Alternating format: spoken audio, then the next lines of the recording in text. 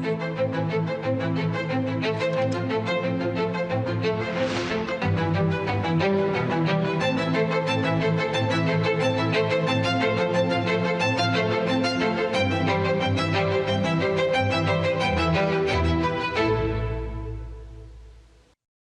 વહાલા દેશવાસીઓ નમસ્કાર। મન કી બાતમાં આપ સૌનું સ્વાગત છે। સમગ્ર દેશમાં આ સમય તહેવારોનો ઉલ્લાસ છે। આપણે સૌએ થોડા દિવસો પહેલા દિવાળી મનાવી અને હાલમાં મોટી સંખ્યામાં લોકો છઠ પૂજામાં વ્યસ્ત છે। ઘરોમાં ઠેકુઆ બનાવવામાં આવી રહ્યો છે। દરેક જગ્યાએ ઘાટ સજી રહ્યા છે। બજારોમાં રોનક છે। ચારે તરફ શ્રદ્ધા, આપણાપણું અને પરંપરાનો સંગમ દેખાઈ રહ્યો છે। છઠનું વ્રત રાખનારી મહિલાઓ જે સમર્પણ અને નિષ્ઠાથી આ પર્વની તૈયારી કરે છે તે પોતે જ ખૂબ પ્રેરણાદાયક છે। સાથીઓ, છઠનું મહાપર્વ સંસ્કૃતિ, પ્રકૃતિ અને સમાજ વચ્ચેની ઊંડી એકતાનું પ્રતિબિંબ છે। છઠના ઘાટ પર સમાજનો દરેક વર્ગ એક સાથે ઊભો રહે છે। આ દ્રશ્ય ભારતની સામાજિક એકતાનું સૌથી સુંદર ઉદાહરણ છે। તમે દેશ અને દુનિયાના કોઈ પણ ખૂણામાં હો, જો તક મળે તો છઠ ઉત્સવમાં જરૂર ભાગ લેજો। એક અનોખા અનુભવને જાતે અનુભવજો। હું છઠ્ઠી મૈયાને નમન કરું છું। બધા દેશવાસીઓને, ખાસ કરીને બિહાર, ઝારખંડ અને પૂર્વાંચલના લોકોને છઠ મહાપર્વની શુભકામનાઓ પાઠવું છું। મિત્રો, તહેવારોના આ અવસર પર મેં આપ સૌના નામે એક પત્ર લખીને મારી ભાવનાઓ વ્યક્ત કરી હતી। મેં પત્રમાં દેશની એ ઉપલબ્ધિઓ વિશે જણાવ્યું હતું જેનાથી આ વખતે તહેવારોની રોનક પહેલા કરતાં વધી ગઈ છે। મારા પત્રના જવાબમાં મને દેશના અનેક નાગરિકોએ પોતાના સંદેશા મોકલ્યા છે। ખરેખર ઓપરેશન સિંદૂરે દરેક ભારતીયને ગર્વથી ભરી દીધો છે।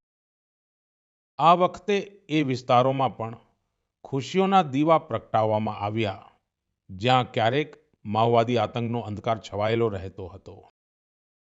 લોકો એ માઓવાદી આતંકનો જડમૂળથી નાશ ઈચ્છે છે જેણે તેમના બાળકોના ભવિષ્યને સંકટમાં નાખી દીધું હતું।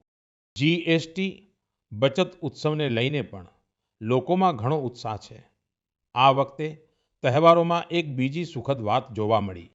બજારોમાં સ્વદેશી સામાનની ખરીદી જબરજસ્ત રીતે વધી છે। લોકોએ મને જે સંદેશા મોકલ્યા છે તેમાં જણાવ્યું છે કે આ વખતે તેમણે કઈ સ્વદેશી ચીજવસ્તુઓની ખરીદી કરી છે।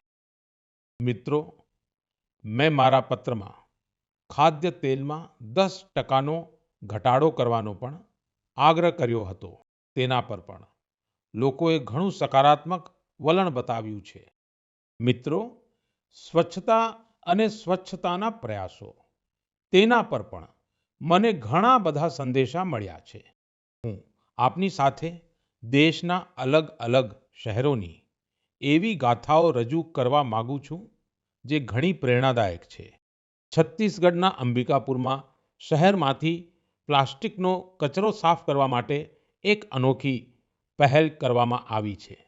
અંબિકાપુરમાં ગાર્બેજ કેફે ચલાવવામાં આવી રહ્યા છે। આ એવા કેફે છે જ્યાં પ્લાસ્ટિકનો કચરો લઈ જવા પર પેટ ભરીને ભોજન કરાવવામાં આવે છે। જો કોઈ વ્યક્તિ 1 કિલો પ્લાસ્ટિક લઈ જાય તો તેને બપોરનું કે રાતનું ભોજન મળે છે અને જો કોઈ અડધો કિલો પ્લાસ્ટિક લઈ જાય તો નાસ્તો મળી જાય છે। આ કેફે અંબિકાપુર મ્યુનિસિપલ કોર્પોરેશન ચલાવે છે। મિત્રો, આવો જ કમાલ બેંગલુરુમાં એન્જિનિયર કપિલ શર્માજીએ કર્યો છે। બેંગલુરુને સરોવરોનું શહેર કહેવામાં આવે છે અને કપિલજીએ અહીં સરોવરોને નવું જીવન આપવાનું અભિયાન શરૂ કર્યું છે.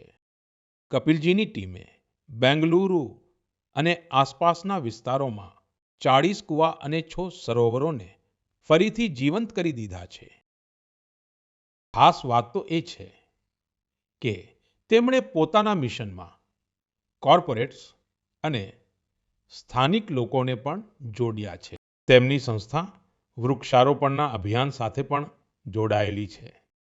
મિત્રો, અંબિકાપુર અને બેંગલુરુ આ પ્રેરક ઉદાહરણો બતાવે છે કે જ્યારે મન મક્કમ કરી લેવામાં આવે તો પરિવર્તન આવીને જ રહે. મિત્રો, પરિવર્તનના વધુ એક પ્રયાસનું ઉદાહરણ હું આપની સમક્ષ રજૂ કરવા માંગુ છું. આપ સૌ જાણો છો, જેમ પહાડો પર અને મેદાની વિસ્તારોમાં જંગલો હોય છે, આ જંગલો માટીને જકડી રાખે છે, તેવું જ કંઈક મહત્વ સમુદ્ર કિનારે મેંગ્રોવનું હોય છે. મેંગ્રોવ સમુદ્રના ખારા પાણી અને દલદલવાળી જમીનમાં ઉગે છે અને દરિયાઈ ઇકોસિસ્ટમનો એક મહત્વનો ભાગ હોય છે. સુનામી કે સાયક્લોન જેવી આપત્તિ આવવા પર આ મેંગ્રોવ ઘણા મદદરૂપ સાબિત થાય છે. મિત્રો, ગુજરાતના વન વિભાગે મેંગ્રોવના આ મહત્વને સમજતા ખાસ ઝુંબેશ ચલાવ્યો છે. 5 વર્ષ પહેલા વન વિભાગની ટીમોએ અમદાવાદ નજીક ધોલેરામાં મેંગ્રોવ વાવવાનું કામ શરૂ કર્યું હતું અને આજે ધોલેરા તટ પર 3,500 હેક્ટરમાં મેંગ્રોવ ફેલાઈ ચૂક્યા છે. આ મેંગ્રોવની અસર આજે સમગ્ર વિસ્તારમાં જોવા મળી રહી છે. ત્યાંના ઇકોસિસ્ટમમાં ડોલ્ફિન્સની સંખ્યા વધી ગઈ છે. કરચલા અને બીજા જળચરો પણ પહેલા કરતા વધી ગયા છે. એટલું જ નહીં, હવે અહીં પ્રવાસી પક્ષીઓ પણ મોટી સંખ્યામાં આવી રહ્યા છે. આનાથી ત્યાંના પર્યાવરણ પર સારી અસર તો પડી જ, પણ ધોલેરાના મત્સ્યપાલકોને પણ ફાયદો થઈ રહ્યો છે. મિત્રો, ધોલેરા ઉપરાંત ગુજરાતના કચ્છમાં પણ આ દિવસોમાં મેંગ્રોવ પ્લાન્ટેશન ખૂબ ઉત્સાહથી થઈ રહ્યું છે. ત્યાં કોરી ક્રિકમાં મેંગ્રોવ લર્નિંગ સેન્ટર પણ બનાવવામાં આવ્યું છે. મિત્રો, વૃક્ષ વનસ્પતિની આ જ તો વિશેષતા હોય છે. જગ્યા ભલે ગમે તે હોય, તે દરેક જીવમાત્રના ભલા માટે કામ આવે છે. એટલા માટે જ તો આપણા ગ્રંથોમાં કહેવાયું છે, ધન્યા મહિરુહ યેભ્યો નિરાશામ યાન્તિ નાર્થિનઃ. અર્થાત એ વૃક્ષો અને વનસ્પતિઓ ધન્ય છે જે કોઈને પણ નિરાશ નથી કરતા. આપણે પણ ગમે તે વિસ્તારમાં રહેતા હોઈએ, ત્યાં વૃક્ષ તો નિશ્ચિતપણે વાવવા જોઈએ. એક વૃક્ષ માં કે નામ અભિયાનને આપણે વધુ આગળ વધારવાનું છે. મારા વહાલા દેશવાસીઓ, શું તમે જાણો છો કે મન કી બાતમાં આપણે જે વિષયો પર ચર્ચા કરીએ છીએ, તેમાં મારા માટે સૌથી સંતોષની વાત કઈ હશે? તો હું આ વિશે એ જ કહીશ કે મન કી બાતમાં આપણે જે વિષયોની ચર્ચા કરીએ છીએ, તેનાથી લોકોને સમાજ માટે કંઈક સારું, કંઈક ઇનોવેટિવ કરવાની પ્રેરણા મળે છે કે તેનાથી આપણી સંસ્કૃતિ, આપણા દેશના અનેક પાસાં ઉભરીને સામે આવે છે. મિત્રો, તમારામાંથી ઘણાને યાદ હશે કે લગભગ 5 વર્ષ પહેલા મેં આ કાર્યક્રમમાં ભારતીય નસલના કૂતરા એટલે કે ડોગ્સની ચર્ચા કરી હતી. મેં દેશવાસીઓની સાથે જ આપણા સુરક્ષા દળોને આગ્રહ કર્યો હતો કે તેઓ ભારતીય જાતિના ડોગ્સને અપનાવે, કારણ કે તે આપણા પર્યાવરણ અને પરિસ્થિતિઓ અનુસાર વધુ સરળતાથી અનુકૂળ થઈ જાય છે. મને એ જણાવતા આનંદ થાય છે કે આપણી સુરક્ષા એજન્સીઓએ આ દિશામાં ઘણા પ્રશંસનીય પ્રયાસો કર્યા છે. બીએસએફ અને સીઆરપીએફે પોતાની ટુકડીઓમાં ભારતીય જાતિના ડોગ્સની સંખ્યા વધારી છે. ડોગ્સની ટ્રેનિંગ માટે બીએસએફનું નેશનલ ટ્રેનિંગ સેન્ટર ગ્વાલિયરના ટેકનપુરમાં છે. અહીં ઉત્તર પ્રદેશના રામપુર હાઉન્ડ, કર્ણાટક અને મહારાષ્ટ્રના મુધોલ હાઉન્ડ પર વિશેષ રૂપથી ફોકસ કરવામાં આવી રહ્યું છે. આ સેન્ટર પર ટ્રેનર્સ ટેકનોલોજી અને ઇનોવેશનની મદદથી કૂતરાઓને વધુ સારી રીતે ટ્રેન કરી રહ્યા છે. ભારતીય જાતિવાળા ડોગ્સ માટે ટ્રેનિંગ મેન્યુઅલ્સને ફરીથી લખવામાં આવ્યા છે, જેથી તેમની યુનિક સ્ટ્રેંગ્થ્સને સામે લાવી શકાય. બેંગલુરુમાં સીઆરપીએફની ડોગ બ્રીડિંગ એન્ડ ટ્રેનિંગ સ્કૂલમાં મોંગ્રેલ્સ, મુધોલ હાઉન્ડ, કોમ્બાઈ અને પાંડિકોના જેવા ભારતીય કૂતરાઓને ટ્રેન કરવામાં આવી રહ્યા છે. મિત્રો, ગયા વર્ષે લખનૌમાં ઓલ ઇન્ડિયા પોલીસ ડ્યુટી મીટનું આયોજન થયું હતું.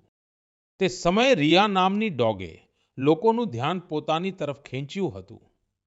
આ એક મુધોલ હાઉન્ડ છે, જેને બીએસએફે ટ્રેન કરી છે. અહીં રિયાએ અનેક ફોરેન બ્રીડ્સને પાછળ છોડી પ્રથમ પુરસ્કાર જીત્યો. મિત્રો, હવે બીએસએફે પોતાના ડોગ્સને વિદેશી નામોને બદલે ભારતીય નામ આપવાની પરંપરા શરૂ કરી છે. આપણા અહીંના દેશી કૂતરાઓએ અદ્ભુત સાહસ પણ બતાવ્યું છે. ગયા વર્ષે છત્તીસગઢના માઓવાદથી પ્રભાવિત રહેલા ક્ષેત્રમાં પેટ્રોલિંગ દરમિયાન સીઆરપીએફના એક દેશી કૂતરાએ 8 કિલોગ્રામ વિસ્ફોટક બી શોધી કાઢ્યો હતો. બીએસએફ અને સીઆરપીએફે આ દિશામાં જે પ્રયાસો કર્યા છે, તે માટે હું તેમને અભિનંદન પાઠવું છું. જો કે હું 31 ઓક્ટોબરની પણ રાહ જોઉં છું. આ લોહ પુરુષ સરદાર પટેલની જયંતિનો દિવસ છે. આ અવસર પર દર વર્ષે ગુજરાતના એકતાનગરમાં સ્ટેચ્યુ ઓફ યુનિટીની નજીક વિશેષ સમારોહ આયોજિત કરવામાં આવે છે. અહીં જ એકતા દિવસ પરેડ પણ થાય છે અને આ પરેડમાં ફરીથી ભારતીય કૂતરાઓના સામર્થ્યનું પ્રદર્શન થશે. તમે પણ મોકો ગોતીને તેને જરૂર જોજો. મારા વહાલા દેશવાસીઓ, સરદાર પટેલજીની 150મી જયંતિનો દિવસ સમગ્ર દેશ માટે એક ખૂબ જ વિશેષ અવસર છે. સરદાર પટેલ આધુનિક કાળમાં રાષ્ટ્રની સૌથી મહાન વિભૂતિઓમાંના એક રહ્યા છે. તેમના વિરાટ વ્યક્તિત્વમાં અનેક ગુણ એક સાથે સમાયેલા હતા. તેઓ એક અત્યંત પ્રતિભાશાળી વિદ્યાર્થી રહ્યા. તેમણે ભારત અને બ્રિટન બંને જગ્યાએ અભ્યાસમાં શ્રેષ્ઠ પ્રદર્શન કર્યું. તેઓ પોતાના સમયના સૌથી સફળ વકીલોમાંના પણ એક હતા. તેઓ વકીલાતમાં વધુ નામ કમાઈ શકતા હતા, પરંતુ ગાંધીજીથી પ્રેરિત થઈને તેમણે પોતાને સ્વતંત્રતા આંદોલનમાં સંપૂર્ણપણે સમર્પિત કરી દીધા. ખેડા સત્યાગ્રહથી લઈને બોરસદ સત્યાગ્રહ સુધી અનેક આંદોલનોમાં તેમના યોગદાનને આજે પણ યાદ કરવામાં આવે છે. અમદાવાદ મ્યુનિસિપાલિટીના પ્રમુખ તરીકે તેમનો કાર્યકાળ પણ ઐતિહાસિક રહ્યો હતો. તેમણે સ્વચ્છતા અને સુશાસનને સર્વોચ્ચ પ્રાથમિકતા આપી. ઉપપ્રધાનમંત્રી અને ગૃહમંત્રી તરીકે તેમના યોગદાન માટે આપણે સૌ હંમેશા તેમના ઋણી રહીશું. મિત્રો, સરદાર પટેલે ભારતના બ્યુરોક્રેટિક ફ્રેમવર્કનો એક મજબૂત પાયો પણ નાખ્યો. દેશની એકતા અને અખંડિતતા માટે તેમણે અદ્વિતીય પ્રયાસો કર્યા. મારો તમને સૌને આગ્રહ છે કે ઓક્ટોબરની 31મી તારીખે સરદાર સાહેબની જયંતીએ દેશભરમાં થનારી રન ફોર યુનિટીમાં અમે પણ જરૂર સામેલ થાઓ અને એકલા નહીં, સૌને સાથે લઈને સામેલ થાઓ. એક પ્રકારે યુવા ચેતનાનો આ અવસર બનવો જોઈએ. એકતાની દોડ એકતાને મજબૂતી આપશે. આ તે મહાન વિભૂતિ પ્રત્યે આપણી સાચી શ્રદ્ધાંજલિ છે, જેમણે ભારતને એકતાના સૂત્રમાં પરોવ્યો હતો. મારા વહાલા દેશવાસીઓ, ચા સાથે મારો લગાવ તો તમે સૌ જાણો જ છો, પરંતુ આજે મેં વિચાર્યું કે મન કી બાતમાં કોફી પર ચર્ચા કેમ ના કરીએ. તમને યાદ હશે, ગયા વર્ષે આપણે મન કી બાતોમાં અરાકુ કોફી પર વાત કરી હતી. થોડા સમય પહેલા ઓડિશાના ઘણા લોકોએ મારી સાથે કોરાપુટ કોફીને લઈને પણ પોતાની ભાવનાઓ વ્યક્ત કરી. તેમણે મને પત્ર લખીને કહ્યું કે મન કી બાતમાં કોરાપુટ કોફી પર પણ ચર્ચા થાય. મિત્રો, મને જણાવવામાં આવ્યું છે કે કોરાપુટ કોફીનો સ્વાદ ગજબનો હોય છે. અને એટલું જ નહીં, સ્વાદ તો સ્વાદ, કોફીની ખેતી પણ લોકોને ફાયદો કરાવી રહી છે. કોરાપુટમાં કેટલાક લોકો એવા પણ છે જે પોતાના પેશનને કારણે કોફીની ખેતી કરી રહ્યા છે.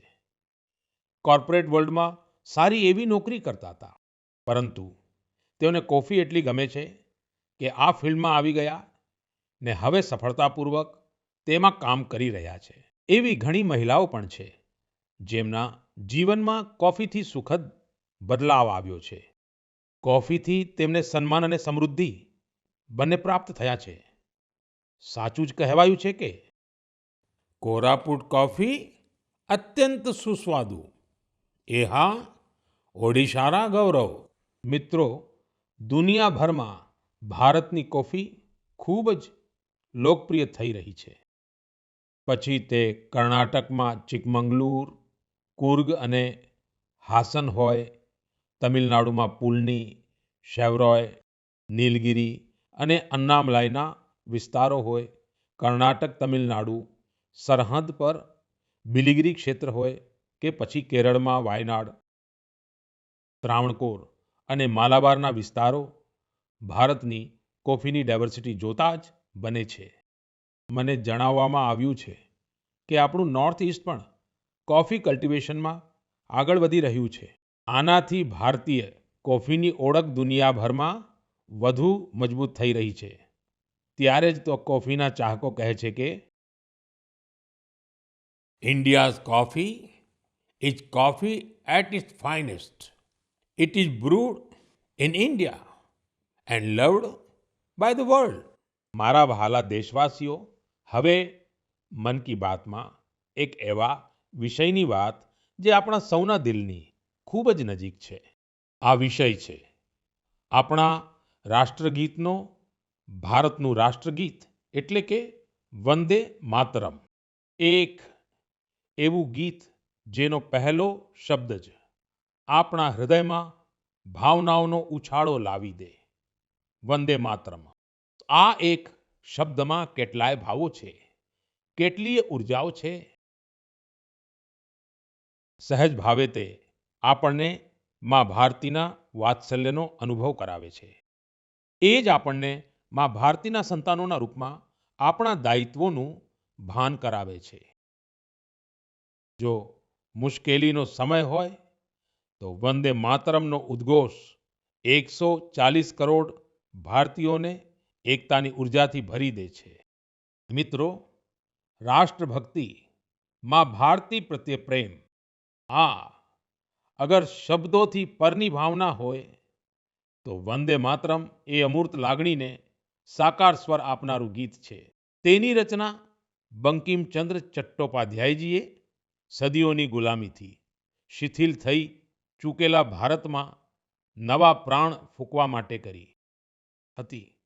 વંદે માતરમ ભલે 19મી સદીમાં લખાયું હતું, પરંતુ તેની ભાવના ભારતની હજારો વર્ષ જૂની અમર ચેતના સાથે જોડાયેલી હતી. વેદોએ જે ભાવને માતા ભૂમિ પુત્રો અહમ પૃથિવ્યાઃ કહીને ભારતીય સભ્યતાનો પાયો નાખ્યો હતો, બંકિમચંદ્રજીએ વંદે માતરમ લખીને માતૃભૂમિ ને તેના સંતાનોના એ જ સંબંધને ભાવ વિશ્વમાં એક મંત્રના રૂપમાં બાંધી દીધો હતો. મિત્રો, તમે વિચારતા હશો કે હું અચાનક વંદે માતરમની આટલી બધી વાતો કેમ કરી રહ્યો છું. ખરેખર તો થોડા જ દિવસો પછી 7 નવેમ્બરે આપણે વંદે માતરમના 150મા વર્ષના ઉત્સવમાં પ્રવેશ કરવાના છીએ. 150 વર્ષ પહેલા વંદે માતરમની રચના થઈ હતી ને 1896માં ગુરુદેવ રવિન્દ્રનાથ ટાગોરે વાર તેને ગાયું હતું. મિત્રો, વંદે માતરમના ગાનમાં કરોડો દેશવાસીઓએ હંમેશા રાષ્ટ્રપ્રેમના અપાર ઉછાળાનો અનુભવ કર્યો છે.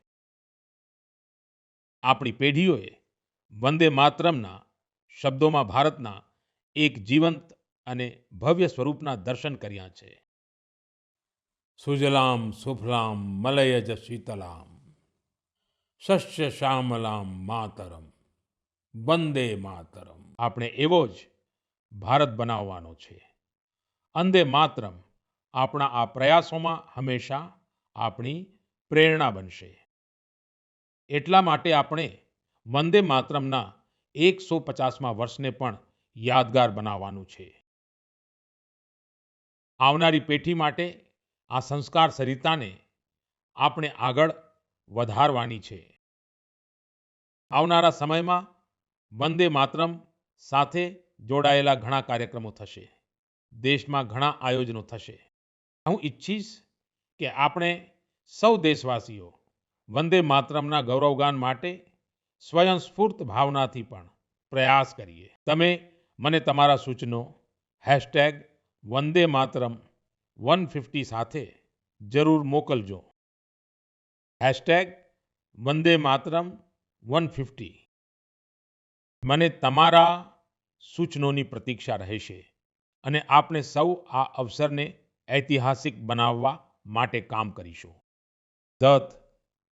મારા વહાલા દેશવાસીઓ, સંસ્કૃતનું નામ સાંભળતા જ આપણા મન મસ્તિષ્કમાં આવે છે આપણા ધર્મગ્રંથ વેદ, ઉપનિષદ, પુરાણ, શાસ્ત્ર, પ્રાચીન જ્ઞાન વિજ્ઞાન, અધ્યાત્મ અને દર્શન.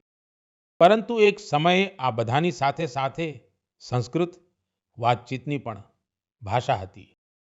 તે યુગમાં અધ્યયન અને શોધ સંસ્કૃતમાં જ કરવામાં આવતા હતા. નાટ્ય મંચન પણ સંસ્કૃતમાં થતા હતા. પરંતુ દુર્ભાગ્યથી ગુલામીના કાળખંડમાં પણ અને આઝાદી પછી પણ સંસ્કૃત સતત ઉપેક્ષાનો શિકાર બની. આ કારણે યુવા પેઢીઓમાં સંસ્કૃત પ્રત્યેનું આકર્ષણ પણ ઓછું થતું ગયું. પરંતુ મિત્રો, હવે સમય બદલાઈ રહ્યો છે તો સંસ્કૃતનો પણ સમય બદલાઈ રહ્યો છે. સંસ્કૃતિ અને સોશિયલ મીડિયાની દુનિયાએ સંસ્કૃતને નવો પ્રાણવાયુ આપી દીધો છે. આ દિવસોમાં ઘણા યુવાનો સંસ્કૃતને લઈને ખૂબ જ રસપ્રદ કામ કરી રહ્યા છે. તમે સોશિયલ મીડિયા પર જશો તો તમને એવી ઘણી રીલ્સ દેખાશે જ્યાં ઘણા યુવાનો સંસ્કૃતમાં અને સંસ્કૃત વિશે વાત કરતા જોવા મળશે. ઘણા લોકો તો પોતાની સોશિયલ મીડિયા ચેનલ દ્વારા સંસ્કૃત શીખવાડે પણ છે. એવા જ એક યુવા કોન્ટેન્ટ ક્રિએટર છે ભાઈ યશ સાળુંકે. યશની ખાસ વાત એ છે કે તે કોન્ટેન્ટ ક્રિએટર પણ છે ને ક્રિકેટર પણ છે. સુનીએ સંસ્કૃતમાં વાત કરતા કરતા ક્રિકેટ રમવાની તેમની રીલ લોકોને ખૂબ જ ગમી છે. આ સાંભળો. पश्यतु अहं कथं क्रीडामि। देवराजसेव्यमानपावनाग्निपङ्कजम् ज्ञानयज्ञसूत्रमिन्दुशेखरं कृपाकरम् प्रातः नूतनं कन्दुकं गृह्णातु। नारदादियोगिवृन्दवन्दितं दिगम्बरम् इमं कन्दुकं सावधानेन पश्य चषटकाय ताडय। काशिकापुराधिनाथकालभैरवं भजे कालभैरवं भजे. મિત્રો, કમલા અને જાહ્નવી આ બે બહેનોનું કામ પણ ખૂબ સારું છે. આ બંને બહેનો અધ્યાત્મ, દર્શન ને સંગીત પર કન્ટેન્ટ બનાવે છે. ઇન્સ્ટાગ્રામ પર એક બીજા યુવાનની ચેનલ છે સંસ્કૃત છાત્રોહમ. આ ચેનલ ચલાવનાર યુવા સાથી સંસ્કૃત સાથે જોડાયેલી જાણકારી તો આપે જ છે, તે સંસ્કૃતમાં હાસ્ય પરિહાસના વિડીયો પણ બનાવે છે. યુવાનોને સંસ્કૃતમાં આ વિડીયો પણ બહુ ગમે છે. તમારામાંથી ઘણા મિત્રોએ સમસ્તીના વિડીયોઝ પણ જોયા હશે. હમસ્તી સંસ્કૃતમાં પોતાના ગીતોને અલગ અલગ રીતે પ્રસ્તુત કરે છે. એક બીજા યુવાન છે ભાવેશ ભીમ નાથની. ભાવેશ સંસ્કૃત શ્લોકો, આધ્યાત્મિક દર્શન અને સિદ્ધાંતો વિશે વાત કરે છે. મિત્રો, ભાષા કોઈ પણ સભ્યતાના મૂલ્યો અને પરંપરાઓની વાહક હોય છે. સંસ્કૃતે આ કર્તવ્ય હજારો વર્ષ સુધી નિભાવ્યું છે. તે જોવું સુખદ છે કે હવે સંસ્કૃત માટે પણ કેટલાક યુવાનો પોતાનું કર્તવ્ય નિભાવી રહ્યા છે. મારા વહાલા દેશવાસીઓ, હવે તમને જરા ફ્લેશબેકમાં લઈ જઈશ. કલ્પના કરો 20મી સદીના શરૂઆતના કાળખંડની. ત્યારે દૂર દૂર સુધી આઝાદીની ક્યાંય કોઈ આશા જ દેખાઈ રહી નહોતી.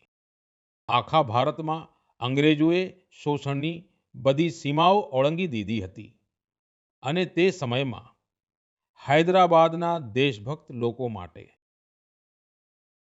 દમનનો સમયગાળો વધુ ભયાનક હતો. તેઓ ક્રૂર અને નિર્દયી નિજામના અત્યાચારોને પણ સહન કરવા મજબૂર હતા. ગરીબો, વંચિતો ને આદિવાસી સમુદાયો પર તો અત્યાચારની કોઈ સીમા જ નહોતી. તેમની જમીનો છીનવી લેવામાં આવતી હતી. સાથે જ ભારે ટેક્સ પણ લગાવવામાં આવતો હતો. જો તેઓ આ અન્યાયનો વિરોધ કરતા તો તેમના હાથ સુદ્ધા કાપી નાખવામાં આવતા. મિત્રો, આવા અઘરા સમયમાં લગભગ 20 વર્ષનો એક નવયુવાન આ અન્યાય સામે ઊભો થયો હતો. આજે એક ખાસ કારણથી હું તે નવયુવાનની ચર્ચા કરી રહ્યો છું. તેનું નામ જણાવતા પહેલા હું તમને તેની વીરતાની વાત જણાવીશ. મિત્રો, તે સમયમાં જ્યારે નિજામ વિરુદ્ધ એક શબ્દ બોલવો પણ ગુનો હતો, તે નવયુવાને સિદ્દીકી નામના નિજામના એક અધિકારીને ખુલ્લો પડકાર ફેંક્યો હતો. નિજામે સિદ્દીકીને ખેડૂતોના પાક જપ્ત કરવા માટે મોકલ્યો હતો.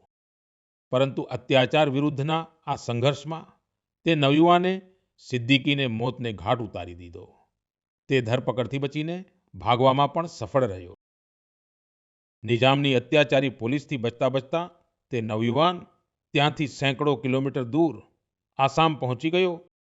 મિત્રો, હું જે મહાન વિભૂતિની ચર્ચા કરી રહ્યો છું તેમનું નામ છે કોમરમ ભીમ. હમણાં 22 ઓક્ટોબરે જ તેમની જન્મજયંતિ મનાવવામાં આવી. કોમરમ ભીમનું આયુષ્ય બહુ લાંબુ નહોતું. તેઓ માત્ર 40 વર્ષ જ જીવિત રહ્યા. પરંતુ પોતાના જીવનકાળમાં તેમણે અગણિત લોકો, ખાસ કરીને આદિવાસી સમાજના હૃદયમાં અમિટ છાપ છોડી. તેમણે નિજામ વિરુદ્ધ સંઘર્ષ કરી રહેલા લોકોમાં નવી તાકાત ભરી.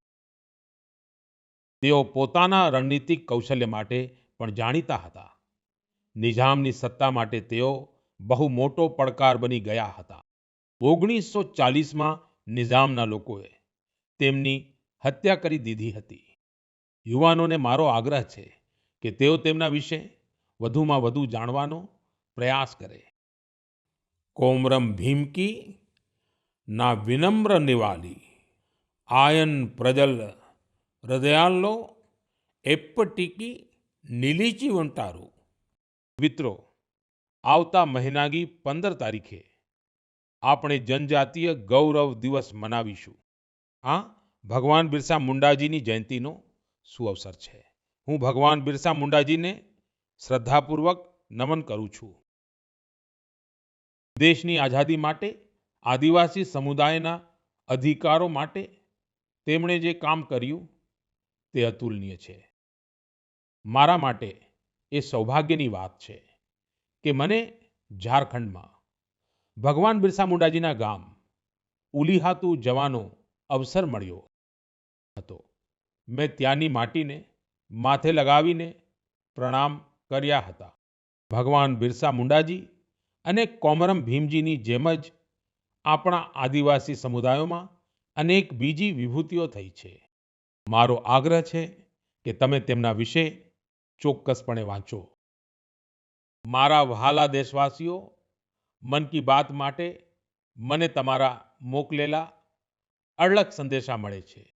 ઘણા લોકો આ સંદેશાઓમાં પોતાની આસપાસના પ્રતિભાશાળી લોકો વિશે ચર્ચા કરે છે. મને વાંચીને બહુ આનંદ થાય કે આપણા નાના શહેરો, જિલ્લાઓ, ગામડાઓમાં પણ ઇનોવેટિવ આઈડિયાઝ પર કામ થઈ રહ્યું છે. જો તમે એવા કોઈ વ્યક્તિ કે સમૂહોને જાણતા હો જે સેવાભાવથી સમાજને બદલવામાં લાગેલા છે, તો મને જરૂર જણાવજો. મને હંમેશાની જેમ તમારા સંદેશાઓની પ્રતીક્ષા રહેશે. આવતા મહિને આપણે મન કી બાતના વધુ એક એપિસોડમાં મળશું. કેટલાક નવા વિષયો સાથે મળશું. ત્યાં સુધી હું વિદાય લઉં છું. આપ સૌનો ખૂબ ખૂબ આભાર. નમસ્કાર.